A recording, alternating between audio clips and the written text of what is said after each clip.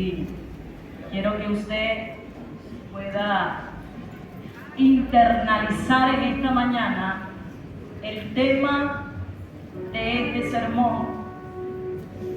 Naciste para que las obras de Dios se manifiesten en ti. Amén. Voy a repetirlo para aquellos que no lo creen. Yo sí creo que nací para que las obras de Dios se manifiesten en mí. Amén. Aleluya. Diga conmigo, yo también. Y ese es el tema de esta mañana. Naciste para que las obras de Dios se manifiesten en ti. Voy a leer la palabra de Dios en el Evangelio según San Juan. Evangelio según San Juan. Ahí sentaditos como están. Evangelio según San Juan capítulo 9. Voy a leer lo que dice la Biblia. El versículo 1 dice así, en el nombre del Señor. Al pasar Jesús vio a un hombre ciego de nacimiento. Le preguntaron sus discípulos diciendo: Rabí, ¿quién pecó, este o sus padres, para que haya nacido ciego? Respondió Jesús: no es que pecó este ni sus padres, sino para que las obras de Dios se manifiesten en él. ¿Cuántos adoran a Dios conmigo? Gloria a Dios, aleluya. Para que las obras de Dios se manifiesten en él. Más adelante voy a estar desarrollando esta prédica en este capítulo 9 del Evangelio según San Juan. La evangelización y el discipulado ejercido por el Ruach HaKodesh transformó a hombres y mujeres en el antiguo pacto. Hablar del antiguo pacto es hacer memoria de los muchos nombres mencionados allí acerca del Espíritu Santo de Dios y todos los efectos en su obra poderosa y sobrenatural. El Ruach HaKodesh es el Espíritu Santo de Dios como aliento de santidad en el antiguo pacto. Esta expresión nos revela tres principios fundamentales del Espíritu Santo. Y uno de ellos, en primer lugar, es impartir la santidad de Dios a aquellos que creen y que le siguen a Él. En segundo lugar, el Espíritu Santo da aliento de Dios. Y en tercer lugar, y como principio fundamental en el antiguo pacto, el Espíritu Santo, el Ruach HaKodesh, sopla vida y poder divino en la vida de los creyentes, transformándolos en seres santos y separados para Dios. Alabado sea el Señor. Yo alabo al Ruach HaKodesh del antiguo pacto. Yo adoro al Espíritu Santo que se manifestó en el nuevo pacto de Dios, con todos los humanos de la tierra que le creen a Él y que le siguen. Alabo al Señor por eso. Y en el antiguo pacto conocemos un personaje de las Sagradas Escrituras que fue transformado, y ese personaje es el salmista David.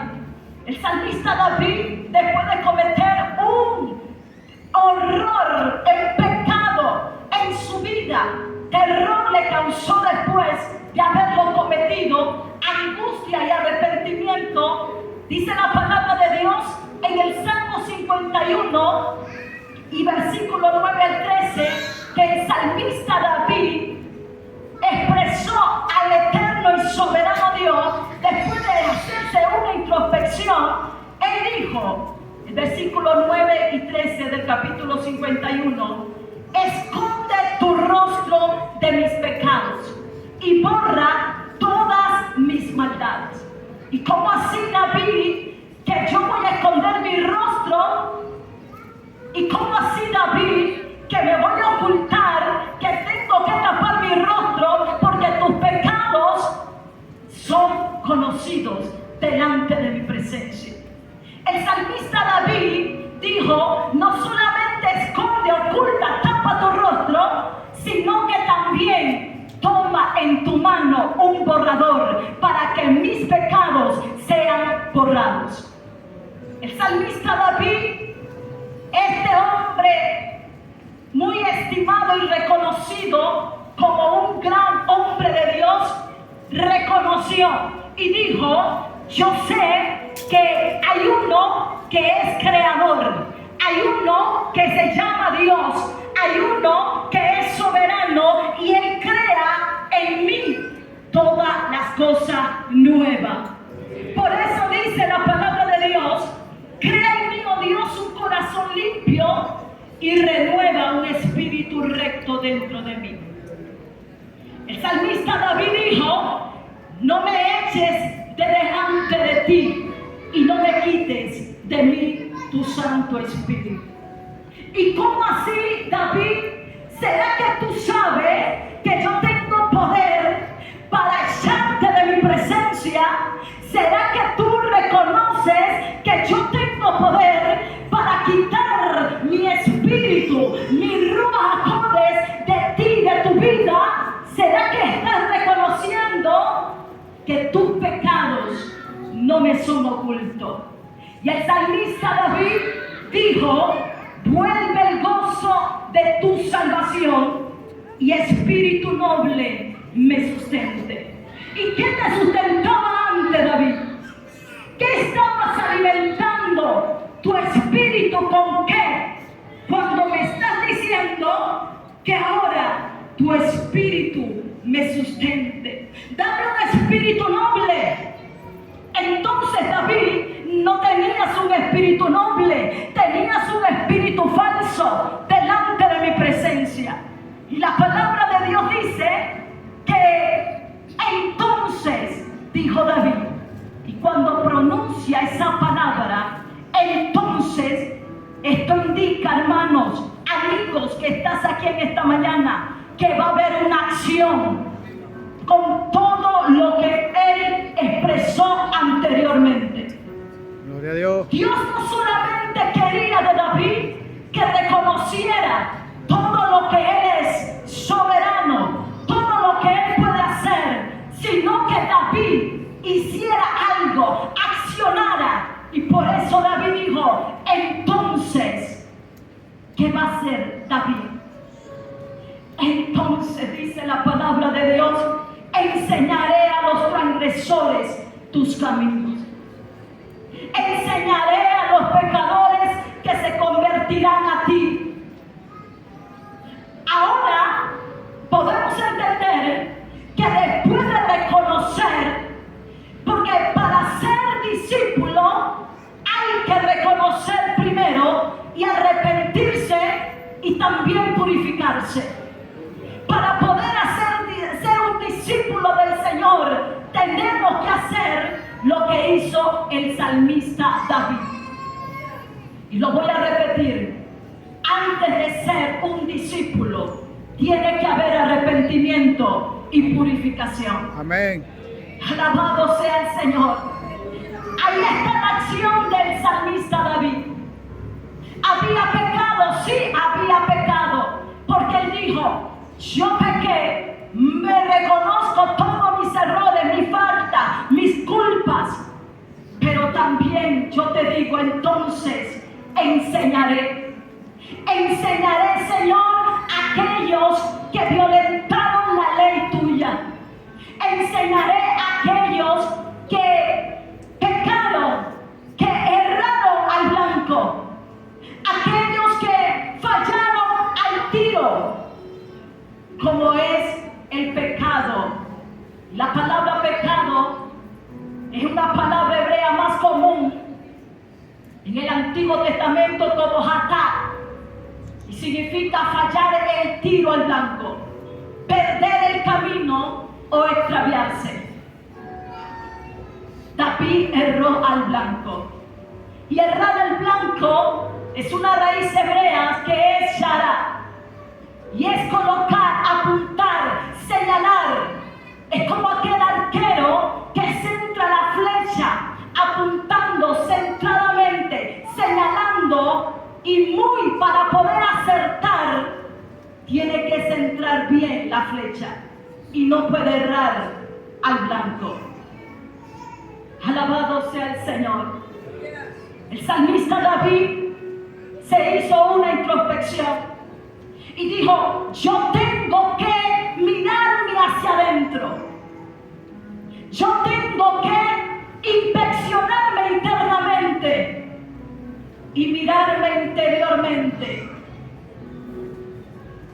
Él observó que muy dentro de él, sus recuerdos, sus emociones, su propia conducta no estaba bien. Había una autoevaluación, una autoconciencia, y había volcado toda su atención hacia adentro de él. Yo creo que nosotros también podemos volcar nuestra mirada hacia adentro para poder hacer una introspección y poder evaluarnos delante de la presencia del Señor. El discipulado, para entrar en el Nuevo Testamento, ejercido por Jesús de Nazaret, continuó aunado con el Ruach HaKodesh del Antiguo Testamento. Jesús de Nazaret le dio enseñanzas a los discípulos, pero los discípulos eran observadores. Lo que el maestro me va a enseñar es porque el maestro lo está viviendo. Como discípulos observaban a Jesús. Los seguidores de Jesús de Nazaret tenían la mirada en su maestro. Al mirar al maestro, veían cada enseñanza. Alabado sea el Señor. También había otros seguidores. Y estos seguidores eran discípulos de Jesús secretamente. Yo no sé si ahí fue que sacaron la película Cristiano a la Secreta. Pero hay discípulos secretamente de Jesús. Y como donde dice que había seguidores, discípulos de Jesús, de manera que lo hacían secretamente para que no fueran azotados, perseguidos, criticados. Y uno de ellos es José de Arimatea y Nicodemo, que habla el Evangelio según San Juan, capítulo 19, versículos 38 y 39. Ellos tenían miedo de los judíos, tenían miedo a ser conocidos como discípulos de Jesús de Nazaret. Ellos tenían miedo de ser mártires por causa de su fe en Jesús. La palabra de Dios atestigua las instrucciones que recibieron los discípulos de Jesús. También nos habla las Escrituras de los hechos del Espíritu Santo de Dios. El autor Forster argumentó bíblicamente en el tema la disciplina del retiro. En el Evangelio según San Lucas, capítulo 6, versículo 2, dijo que Jesús de Nazaret, antes de coger a los 12 discípulos, pasó toda la noche a solas en las colinas desiertas. Cuando llamó a los discípulos, ellos dijeron: si el maestro nos llamó, es porque pasó toda la noche hablando con el Padre. Nuestro llamado está seguro, bendecido, prosperado. Jesús de Nazaret pasaba toda la noche hablando con Dios. Después de haber alimentado milagrosamente hizo que sus discípulos se marcharan. Hay momentos que los discípulos se tienen que marchar, porque Jesús necesitaba subir al monte a orar. Y subir al monte a orar era de una manera íntima, era relación, era comunión. Subió al monte, dice la palabra de Dios en Mateo 14:23. Luego despidió a la multitud y subió al monte aparte. Los discípulos del Señor tenían que ver que Jesús de Nazaret se apartaba y no quería, los retiraba. Retiro la multitud, pero también ustedes tienen que marcharse, porque yo tengo algo mejor que hacer, y es estar en la presencia del Padre. Me debo apartar con Él. Y ellos observando, y los discípulos estaban solamente admirados y mirando cada paso que el Maestro les enseñaba con toda su vivencia. Cuando los discípulos del Señor, estos 12 hombres apóstoles, regresaron de una misión que predicaron la palabra de Dios donde hubo sanidad, Jesús les dio instrucciones. El Evangelio de Marcos 6:31 lo testifica y dice: venid vosotros aparte a un lugar desierto. Ellos dijeron: el Maestro nos está invitando también a hacer lo mismo que Él hace. ¿Y cómo, Señor? Si venimos a festejar contigo que estábamos predicando y que hubo sanidad, pero vamos a tomarnos, no sé, la foto, algo. Yo quiero decirle al mundo entero lo que aconteció. No, le dijo Jesús: venid vosotros aparte a un lugar desierto. Ahí quiero que estés cuando haya ministración del poder del Espíritu Santo de Dios y cuando haya sanidades. ¿A dónde tengo que ir? Al desierto. Pero, Señor, te invito que vayas al desierto. Pero yo quiero, Señor, aquí está el milagro, la multitud. Yo quiero que vayas al desierto. El evangelismo efectuado por Jesús de Nazaret manifestó las obras de Dios en la vida de muchas personas descritas en la Biblia, como inicié el texto en el Evangelio según San Juan capítulo 9. Ahí habla la Escritura en el versículo 1 que algo acontece cuando Jesús de Nazaret pasa.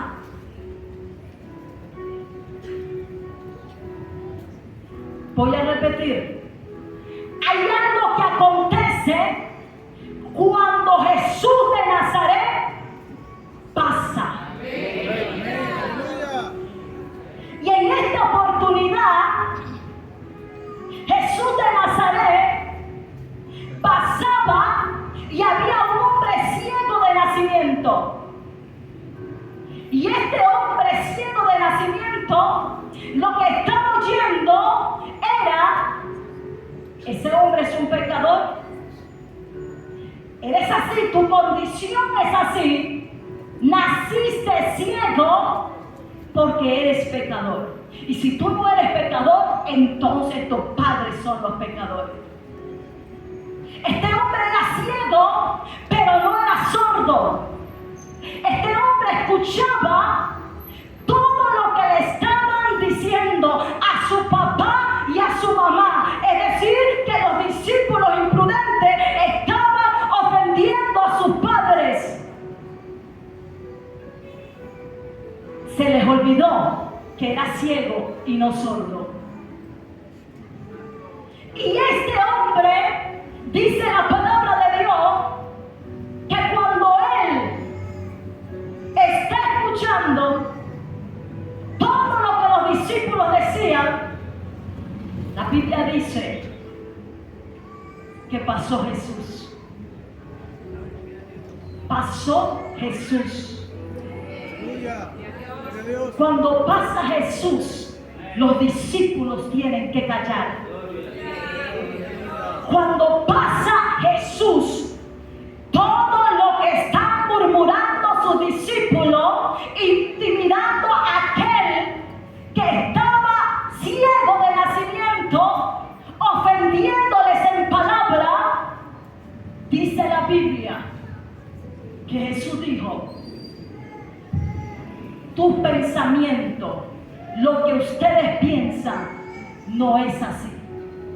Pero Señor, lo que sabemos es, lo que nos han enseñado nuestros ancestros, es que si nació así es por las dos causas: o él es un pecador o sus padres son pecadores. Y Jesús dijo: no es así. Porque Jesús dijo: no es ni esto ni aquello tampoco. No es que él es un pecador. No es que sus padres son pecadores. Esto es porque dice la palabra de Dios, para que las obras de Dios se manifiesten en él.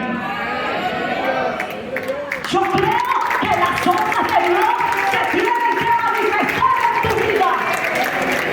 Las obras de Dios se manifiestan aún aquellas personas que han escuchado críticas, murmuraciones y que los han desechado.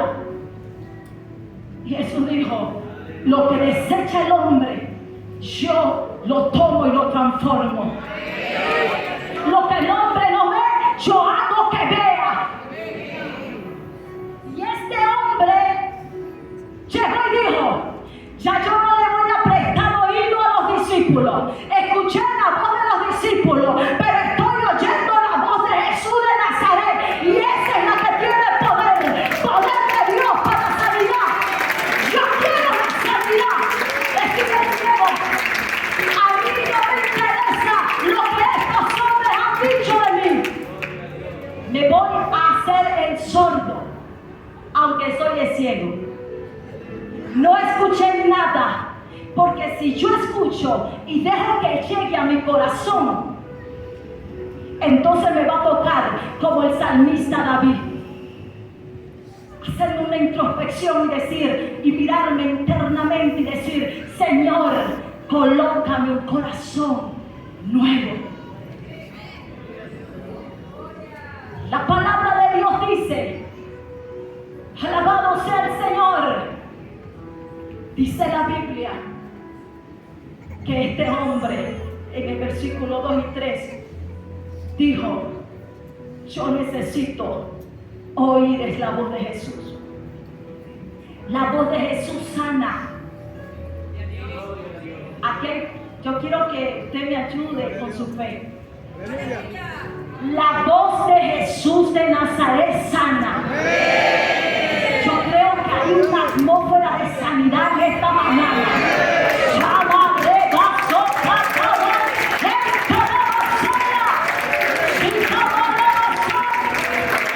Sanidad para tu cuerpo, sanidad para tu vida. Ya Dios está haciendo su obra. Manifiesta en ti, créelo. Créelo. Hay un rabí que dijo que durante mucho tiempo no pude entender el sentido del versículo 29 del capítulo de Deuteronomio 28. Y este rabí dijo, no comprendía cuál era la importancia para un ciego si había luz u oscuridad. Y él compartía y dijo, pero sucedió que en una noche oscura iba caminando y vi un ciego lleno con una antorcha. Y eso llamó la atención del rabí, porque no entendía la importancia del ciego, si era de luz, si era luz o había oscuridad. ¿Y qué dice la palabra de Dios en Deuteronomio 28, 29? Dice la Biblia: palparás al mediodía como palpa un ciego en las tinieblas. Y él dijo: este hombre ciego iba en esta noche oscura con una antorcha en la mano. Entonces le pregunté: hijo mío, ¿por qué llevas esa antorcha en la mano? Quizás él pensó que la respuesta iba a ser otra. Porque si eres ciego, ¿por qué cargas una antorcha en la mano? Y en este momento de tantas tinieblas. Y el ciego le respondió y le dijo: yo tomo esta antorcha con mis manos para poder caminar en la oscuridad, para que todos aquellos que me ven me cuiden y no me dejen caer en un pozo, para que todos aquellos que me ven y están observándome me puedan librar si hay una rama con espinas y me pueda hacer daño. Yo creo que Dios quiere que usted, cuando vea a una persona en tiniebla, cuando usted crea que está en oscuridad, usted pueda decir: yo lo voy a cuidar para que no caiga en el pozo, yo lo voy a cuidar para que ninguna rama con espina le haga daño, yo no voy a hacer como aquellos discípulos que lo van a maltratar, que lo van a señalar, que lo van a persuadir. Dios quiere que usted y yo tomemos la acción de amar al prójimo. Este hombre le dio una gran lección al rabí.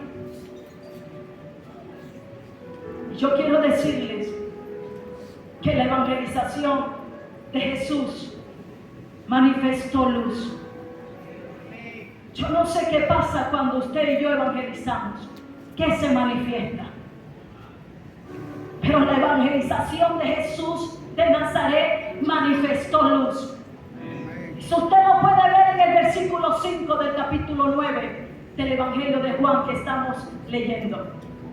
Él dijo: luz soy del mundo.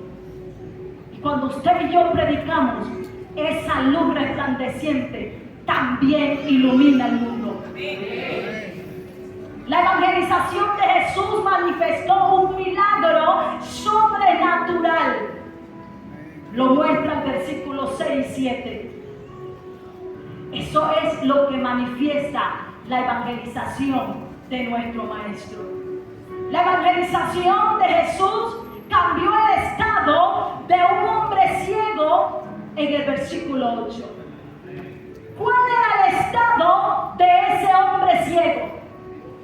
Este hombre ciego tenía el estado que se sentaba a mendigar. Pero cuando Jesús evangelizó, ese estado cambió. Ya el ciego no tenía que estar allí sentado y mendigando. Jesús cambia el estado de la gente. Jesús lo hace. Jesús lo hace.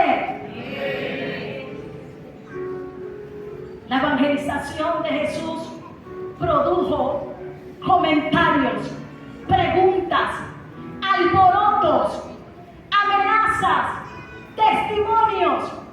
Lo vemos en el versículo 9 al 22. Todo esto aconteció en la evangelización que hizo Jesús de Nazaret. Pero hay algo llamativo en el versículo 23, y es que toda esa persecución que tenía acerca del milagro sobrenatural, porque había sido ciego de nacimiento, y el milagro ocasionado fue un día del Shabbat, donde no tenía que hacer Jesús milagros, donde tenía que guardar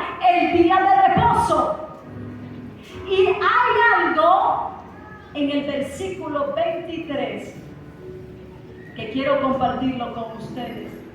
Y es toda la persecución que tenía y ellos lo llevaban para los fariseos. Vamos a llevarlo para acá, vamos a llevarlo para allá, pero hay algo que tenemos que señalar a este hombre como pecador. Pero ciego, tú eres ciego de nacimiento, pero ¿qué dices tú de aquel que te sanó, que es profeta?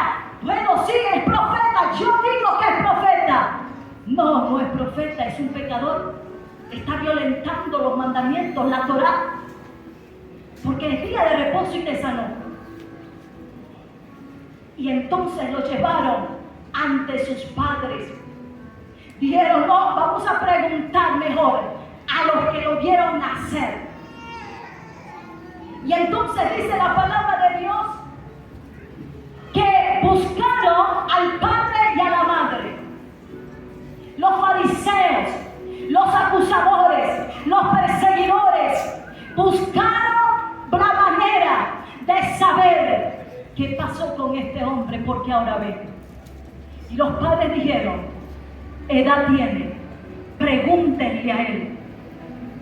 Pregúntenle a él. Él ya puede responder porque ya él es un hombre. Y entonces, pero ¿para qué nos mandas a preguntarle si ya venimos preguntándole muchas veces y nos sigue diciendo que Jesús de Nazaret, el que fue enviado por el Padre, lo envió a un estanque Siloé llamado enviado? Es decir, el enviado del Padre lo envió al enviado. ¿Qué les parece? El enviado del Padre envió al ciego al estanque que se traduce enviado. ¿Y qué pasó? ¿Qué hiciste? Él solamente me ordenó y me colocó lodo en mis ojos. Te colocó lodo en los ojos. Parece que se burló de ti, ciego y ahora con lodo en los ojos. Sí, pero yo no me quedé con el lodo en los ojos. Yo recibí una ordenanza completa. Él dijo, coloco lodo en tus ojos, pero tienes que avanzar, tienes que caminar hacia el agua, hacia el estanque. Ahí estarás sano. Amén. Gloria a Dios. Y este hombre salió corriendo y dijo, bueno, sí, seguramente yo no sé si es que se están burlando de mí, quizás me están mirando, pero yo voy tanteando, yo voy con ese barro pegado en los ojos, pero yo llego a ese estanque, porque allí hay una promesa de Dios, que si yo llego al estanque y me lavo, seré sanado, seré sanado, seré sanado. Este hombre tenía fe, era ciego, pero tenía fe. La fe mueve la mano de Dios. Dijo, ciego, pero no tonto. Ciego, pero no sordo. Oí perfectamente lo que me dio orden el maestro. Y dice la Biblia que después llegó que se lavó y regresó viendo. Cuando usted y yo obedecemos la orden de Dios, aunque vayamos con el barro pegado en los ojos, téngalo garantizado que usted regresa viendo. Usted no regresa con el barro pegado, usted no regresa de esa manera, usted regresa viendo con visión. Los discípulos del Señor son sanados para poder tener visión celestial. Alabado sea el Señor. ¿Cuántos le alaban conmigo? Dice la palabra de Dios que estos hombres estaban asombrados porque la evangelización de Jesús trae maravillas. Desde el versículo 28 y 30 usted puede contemplar las maravillas de Jesús.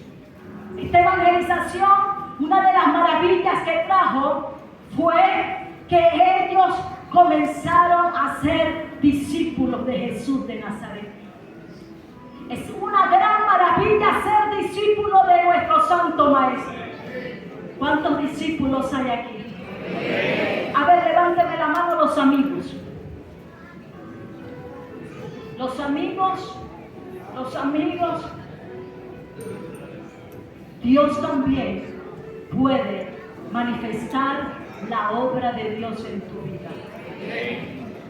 Así como la hizo con ese ciego. Y dice la Biblia, la palabra de Dios, en el versículo 28 al 30, que ellos, los que lo acusaban, decían: pero yo soy discípulo de Moisés.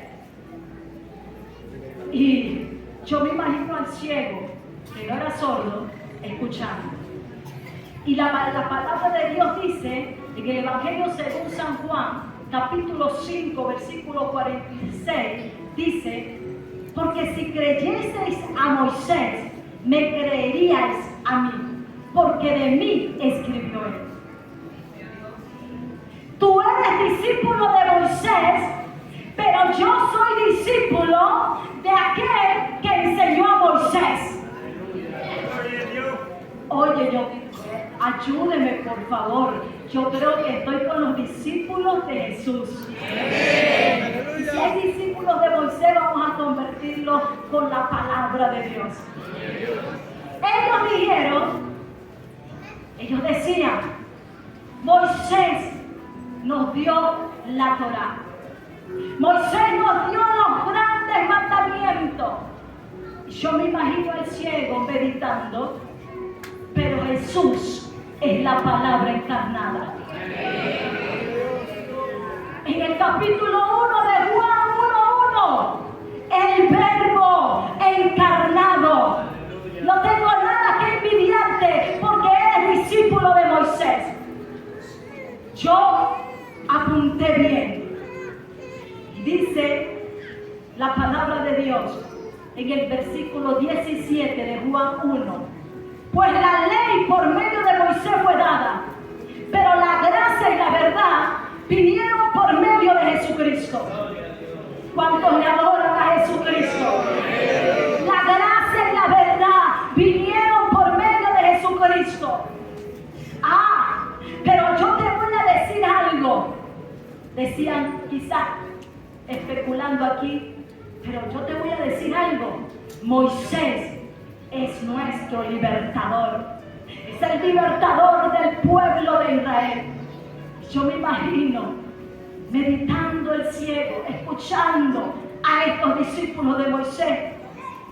El tuyo liberta a una nación, pero el mío, que se llama Jesús de Nazaret, liberta a todo el mundo, a todo el que cree en él, lo liberta. Él vino a libertar todas las naciones del mundo. Alabado sea el Señor. Pero yo soy discípulo de Moisés. Quizás ellos pensando: yo soy discípulo de Moisés. Y este ciego es discípulo de Jesús de Nazaret. Bueno, vamos a decirle, aquí yo meditando y pensando, vamos a decirle que nuestro maestro Moisés lo enterró Jehová. Y yo me imagino al ciego diciendo: el tuyo fue enterrado por Dios, pero el mío, al que yo le sirvo, a que yo soy su discípulo, murió, pero resucitó y nadie lo enterró. Él está vivo por los siglos de los siglos. ¿Cuántos le alaban en esta mañana? Jesús de Nazaret está vivo. Él está vivo. El maestro, nadie lo enterró. ¡Aleluya! Alabado sea el Señor Jesucristo. Alabe a Dios conmigo. El ciego dijo: no sé, no me pregunten más. ¿Acaso queréis vosotros sois sus discípulos. Yo lo que digo y sigo diciendo es que yo era ciego y ahora veo. Me abrió los ojos, me libertó de la ceguera y ahora creo en Él. Este hombre creyó y adoró en el versículo 38. Qué hermoso es el Señor. Cuando la evangelización de Jesús recorría esos lugares, a pesar de que el ciego había sido sanado, pero no había sido salvo. Entonces el ciego dijo: no, yo estoy mal, sano pero perdido. Y Jesús dijo: así no es, te vengo a evangelizar. ¿Crees en el Hijo de Dios? Yo sé que fuiste expulsado, no te quieren porque te sané, pero eres sano, pero estás perdido. ¿Crees en el Hijo de Dios? Y él le dijo: Señor, pero ¿cómo voy a creer? ¿Pero quién es Él? Te estoy evangelizando. ¿Crees? ¿Lo estás viendo? Sí, Señor, no me evangelices más. Ahora no solamente veo, ahora creo. Ya no soy solamente sanado, ahora soy salvo por la gracia del soberano Dios. Jesús de Nazaret evangeliza, pero sana y también salva. Amén. Aleluya. Alabado sea el Señor Jesús. Gloria a Dios. Oh Señor, gracias. Santo eres, Señor. El discipulado ejercido por Jesús de Nazaret continuó aunado con el Ruach HaKodesh después de la resurrección. Sopló el Espíritu Santo sobre sus discípulos.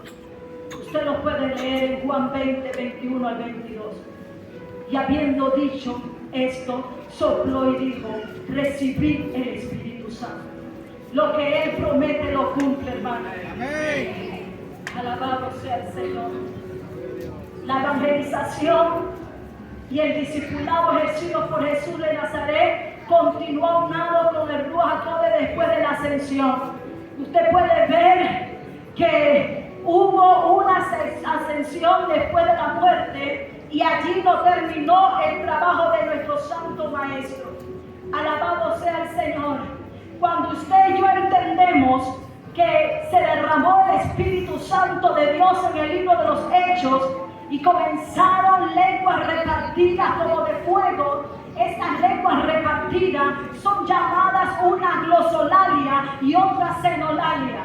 Estas glosolalias son el lenguaje celestial que transciende las barreras lingüísticas terrenales. Pero las xenolalias son aquellas que ocurren cuando un hombre o una mujer comienza a hablar espontáneamente un idioma sin antes tener un conocimiento previo. Pero yo creo que cuando el discurso de Pedro comenzó a hablar, cayó sobre todos los que oían el sermón, cayó el Espíritu Santo de Dios.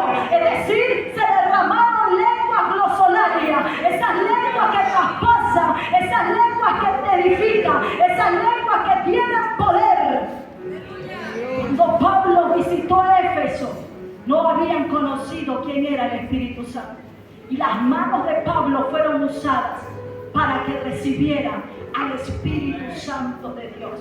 Y ya para terminar, abra la Biblia en Hechos capítulo 19, porque cuando el evangelismo y el discipulado ejercido por Jesús de Nazaret continúa aunado al Ruach HaKodesh después de la ascensión. Dice la palabra de Dios en Hechos 19, del 1 al 6, dice que el Espíritu de Dios usó a Pablo y vino a ellos el Espíritu Santo y hablaban lenguas, y dice que profetizaba. Pero en el 11 al 20 dice que hacía milagros extraordinarios por mano de Pablo. Es decir, estimada iglesia, estimado amigo, que el discipulado de Jesús conoce todo aquel que es discípulo de Jesús, conoce a su maestro. Aquellos hombres que dice la palabra de Dios en Hechos capítulo 19 que eran exorcistas ambulantes.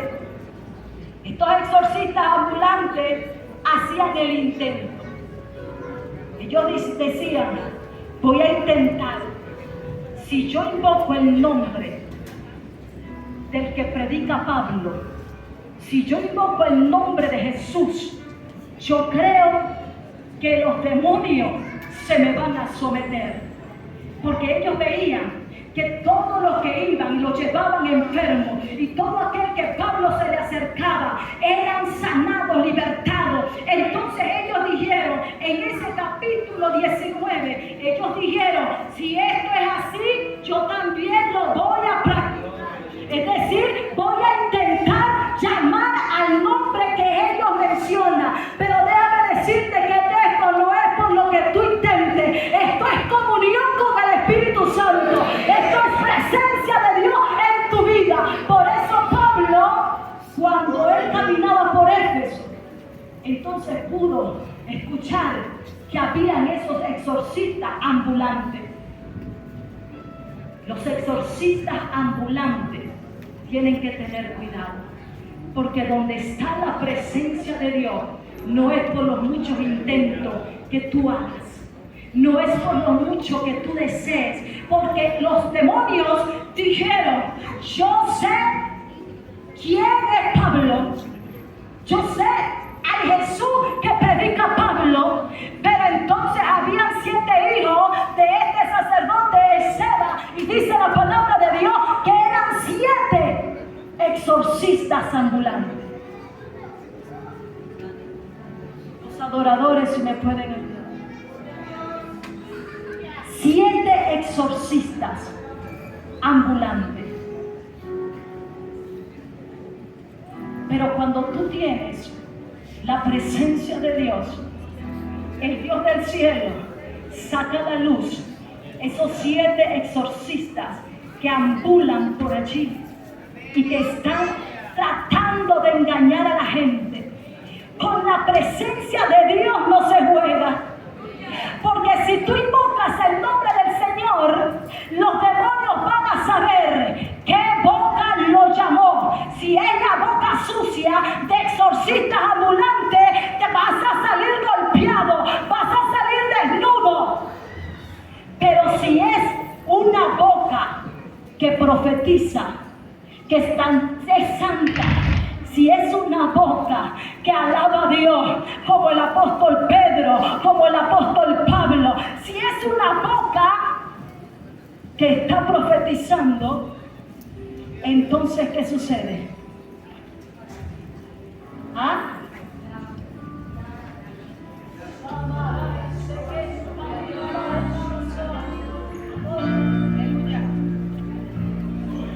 Yo vengo como ministro del Evangelio de Jesucristo para desenmascarar las tinieblas. Amén. Iglesia, ayúdame a orar, porque si tú no te conectas conmigo, no podemos ver la gloria de Dios. Pero si tú te conectas conmigo, vamos a conectarnos.